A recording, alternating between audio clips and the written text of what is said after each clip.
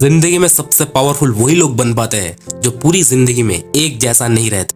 क्योंकि जो लोग अपने पर्सनालिटी, एटीट्यूड और बिहेवियर को समय के अनुसार बदलते रहते हैं वो बाकी लोगों के मुकाबले हमेशा एक कदम आगे रहते हैं और अपने दुश्मनों के लिए अनसॉल्व्ड मिस्ट्री बन जाते हैं। रॉबर्ट ग्रीन का best selling book the 48 laws of power law number 48 कुछ ऐसा ही कहता है। Law number 48 assume formlessness. ये लॉ आपको एक एग्जाम्पल के थ्रू समझाता। चलिए समय के थोड़ा पीछे चलते। ये कहानी है चाइना के फेमस वॉर स्ट्रेटेजिस्ट सुन त्सू की। ये वही इंसान है जिसने the art of the war book लिखी थी, जो अभी भी किसी मिलिट्री स्ट्रेटेजिस्ट के लिए ब्रह्मास्त्र से कम नहीं है। सुन त्सू का एक फेमस इंसिडेंट, जब वो एक बैटल लड़ रहे थे और उन्होंने अपनी एक छोटी सी आर्मी अपने दुश्मनों के पास भेजी। उनके दुश्मनों को लगा ये तो एक आसान जीत होगी, हम इन्हें मिनटों में समाप्त कर देंगे। लेकिन सुन त्सू ने अपने सोल्जरों को एक सरप्राइज अटैक के लिए तैयार किया था। जैसे ही उन्होंने देखा दुश्मन उन्हें हल्के में ले रहे हैं, सुन त्सू ने अपनी आर्मी को पीछे हटने का ऑर्डर दे दिया। दुश्मनों को लगा सुन त्सू हार गया और डर गया है, लेकिन असल में अपने सोल्जर को स्ट्रेटेजिकली एक नया पोजीशन पर भेज दिया। फिर जब आगे बढ़कर दुश्मन सुन त्सू की आर्मी को घेरने लगे थे, तभी सुन त्सू ने एक अनएक्सपेक्टेड मूव किया। उन्होंने अपने आर्मी को पहले से प्लान किए गए जगह से घुमाकर दुश्मनों के पीछे भेज दिया। उनका ये मूव इतना अनएक्सपेक्टेड था कि दुश्मन संभल नहीं पाए और उन्हें बुरी तरह से हार का सामना करना पड़ा। सुन त्सू ने अपनी स्ट्रेटेजीज में एक फिलोसॉफी को हमेशा फॉलो किया। कभी भी अपने दुश्मनों को अपने असली इरादे मत दिखाओ। हमेशा दुश्मनों को कंफ्यूज रखो ताकि कभी भी तुम्हारे नेक्स्ट स्टेप को कभी भी प्रेडिक्ट किया जा ना सके। उन्होंने अपनी आइडेंटिटी को हर सिचुएशन के हिसाब से बदला। कभी वो अपने आप को बहुत ही वीक दिखाते और कभी वो अपने आप को over powerful, over presenting create करते। ये स्ट्रेटेजी से उन्हें हर बैटल में जीत दिलाती थी और यही है लॉ नंबर 48 का essence. Don't be look into a single process, system, strategies और अप्रोच।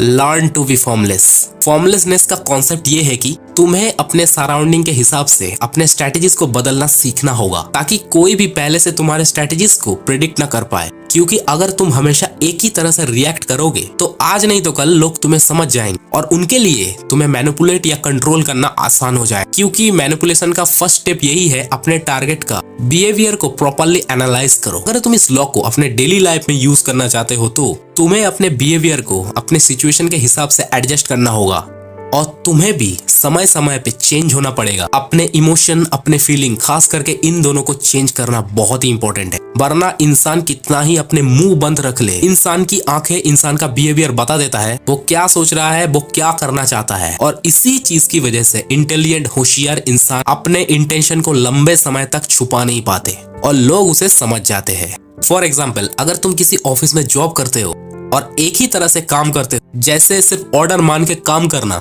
या फिर बिना कोई नए आइडिया को एक्सेप्ट किए बस अपने जॉब की फॉर्मेलिटीज को पूरा करना, तो तुम प्रेडिक्टेबल बन जाओगे। तुम्हारा बॉस तुम्हें एक फिक्स पर्सनालिटी के हिसाब से देखने लगेगा। लेकिन वही अगर तुम अपने काम के तरीके, अपने आइडियाज, अपने अप्रोच को कंसिस्टेंटली इवॉल्व करते हो तो तुम एक वैल्यूएबल एसेट बन जाते हो और एक तरह से तुम अनप्रेडिक्टेबल हो जाते हो। और इस अनप्रेडिक्टेबिलिटी के कारण तुम्हारे बॉस को ये समझ में नहीं आएगा कि तुमसे अगला क्या एक्सपेक्ट कर, और यही चीज कंपटीशन में हर वक्त तुम्हें दूसरों से एक कदम आगे रखेगी। इवन बिजनेस वर्ल्ड में भी कई कंपनियां अपने प्रोडक्ट और सर्विसेज को हमेशा इवॉल्व करती रहे ताकि वो मार्केट में अपने कंपटीटर के लिए एक पजल बनी रहे। क्योंकि अगर तुम हमेशा सेम चीज करते रहोगे, एक टाइम बाद लोग बोर होकर तुम्हारे प्रोडक्ट को यूज करना बंद कर देंगे। इसीलिए चाहे तुम अपने करियर में हो या कहीं भी हो, कभी भी अपने आप को एक ही रोल में फिक्स्ड मत रखो। हमेशा अपने बिहेवियर, थॉट्स और एक्शन को बदलते रहो ताकि तुम्हारे दुश्मन तुमको कभी भी समझ ना सके और तुम उनसे 10 कदम आगे रहो। याद रखो,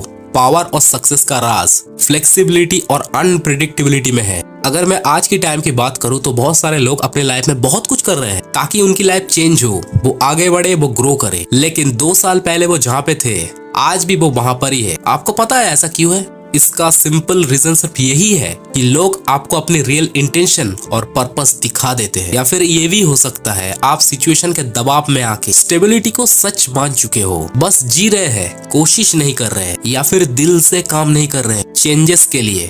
किसी भी चीज को पाने के लिए एक ही रास्ता नहीं होता।